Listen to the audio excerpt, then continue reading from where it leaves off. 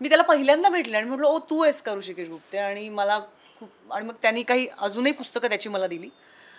आणि मग नंतर त्यांनी ही गोष्ट वाचून दाखवली आणि स्वतः वाचून दाखवली. सो त्यांनी जेव्हा ती वाचली ना गोष्ट, मी म्हटलं बापरे, एक तर खूप भ्यायले, कारण मला खूप भीती वाटते. तर या निमित्ताने मला कळल्या त्या गोष्टी की ते किती शहरात सुद्धा खूप आहे. मला एवढं कल्पनाच नव्हती की इतका विश्वास आहे, याची मला कल्पना नव्हती. अमृता, ह्या सगळ्यामध्ये नेमकं देवराईमधला तो सिक्वेन्स होता किंवा अस्तूमध्ये ज्या पद्धतीने तू दिसलीस, त्यानंतर एक वेगळं नितळ किंवा असं सुमित्राताईंचे असणारे सिनेमे, आणि त्यानंतर एक वेगळा प्रवास, वेगळा टप्पा सुरू झाला, आणि त्यानंतर आत्ता तशा अर्थाने तू येतेस. काय नेमकं ह्या सगळ्यामध्ये तुला भावलेलं ऋषिकेश गुप्तेंचं लिखाण आणि त्या सगळ्या गोष्टींबद्दल तू बोलावंस असं मला वाटतं?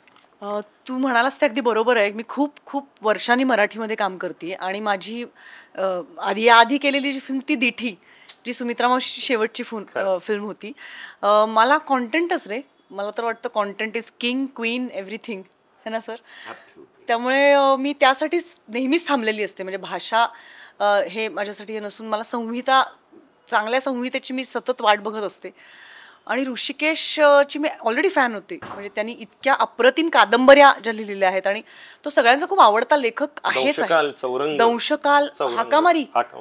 सर हाकामारी, मैं आपको किसी तरह से मैं ट्रांसलेट करवा के पता नहीं कैसे, लेकिन मैं चाहती हूँ कि आप वो पढ़े, वो नॉवेल जो उनका है. तर त्यामुळे त्या लेखकांनी काहीतरी लिहिलंय याचा मला खूप आनंद झाला. आणि मला आठवतंय राजहंसच्या ऑफिसमध्ये मी बसले होते, पुस्तकाचं माझा दुसरा जो भाग आला त्याचं काहीतरी काम चालू होतं, आणि तेव्हा माजगावकरांनी ऋषिकेश गुप्तेला तिथे बोलवलं. मी ऋषिकेशला भेटले नव्हते. तो दिवस कारणीभूत आहे आजची हा चित्रपट होण्यासाठी. मी त्याला पहिल्यांदा भेटले आणि म्हटलं, ओ तू आहेस का ऋषिकेश गुप्ते? आणि मला खूप, आणि मग त्यांनी काही अजूनही पुस्तकं त्याची मला दिली.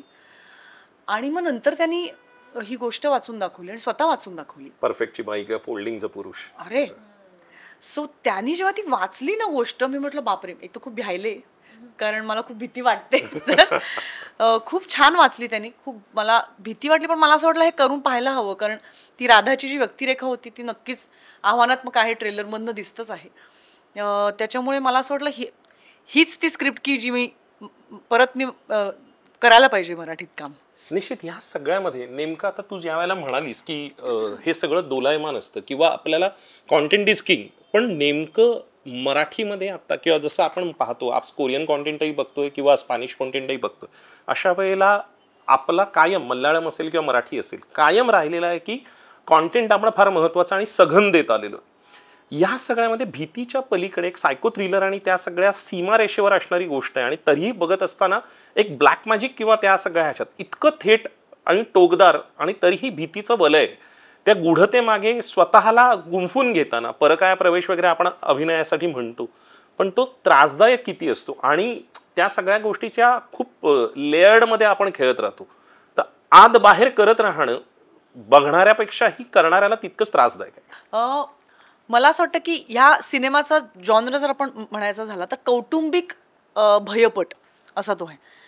मतलब मुझे लगता है सर हम ये पूरी फैमिली के साथ देखने वाला ये भय का ये कहानी है, ऐसा मुझे लगता है. तर त्याच्यामुळे तो करत असताना ते भान होतं ऋषिकेशला, आणि त्याच्या टेकिंगमध्येही ते सगळं आपण पाळलेलं आहे.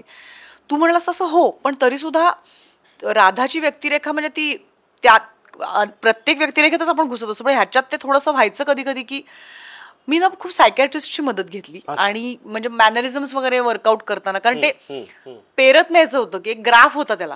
म्हणजे सुरुवातीला ती एक अत्यंत तुझ्या माझ्यासारखी मुलगी असं करत ते न्यायचं असल्यामुळे ना ते मॅनरिझम्स मी असे सेकंड ॲक्टमध्ये पेरत नेले होते. आणि त्याच्यासाठी अनेक सायकॅट्रिस्टना मी बोलले, काय होतं नेमकं, मला याविषयी माहिती नव्हती. ब्लॅक मॅजिक मी कधी कुणावर होताना म्हणजे पाहिलेलं नाही, काहीच मला कल्पना नाही आहे.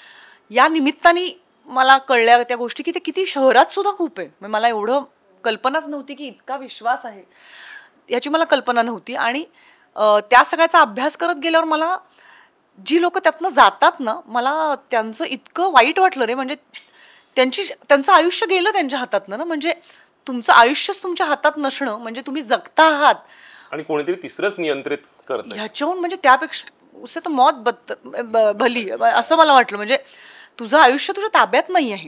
सो मी ऋषिकेशला सारखं म्हणत होते की भयाच्या पलीकडे तिची जी वेदना आहे ना ती मला पोचवायची आहे. I want to try my best की ती लोकांपर्यंत पोचू दे.